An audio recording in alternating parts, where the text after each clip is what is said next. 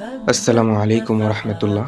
বন্ধুরা, আজকে আপনাদের কাছে শেয়ার করতে যাচ্ছি প্রায় 400 বছর পুরনো একটি মসজিদ। যে মসজিদটি দেখার জন্য প্রায় পর্যটক এখানে ভিড় করে থাকেন। আজকে আমি আপনাদেরকে মসজিদটি পরিপূর্ণভাবে দেখানোর চেষ্টা করব। আপনারা দেখতে পাচ্ছেন একটি প্রাচীন মসজিদ, যেটির বয়স প্রায় 400 বছর। এটির অবস্থান হচ্ছে সুরসুদি ইউনিয়নে, ফেনী জেলার ১ নং ইউনিয়ন সুরসুদি ইউনিয়ন।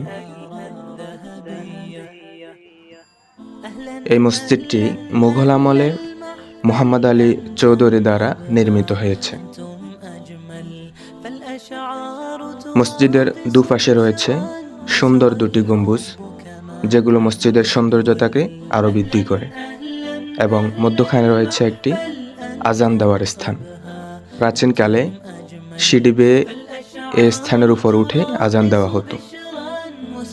আর এটি হচ্ছে বর্তমান বড় মসজিদের মিনার, যেখান থেকে আজানের ধ্বনি শোনা যায়। এখন আমরা এই মিনারে উঠব এবং সেখান থেকে নিচের দৃশ্যটি দেখানোর চেষ্টা করব। ফাইনালি আমরা মিনারের উপর চলে আসলাম।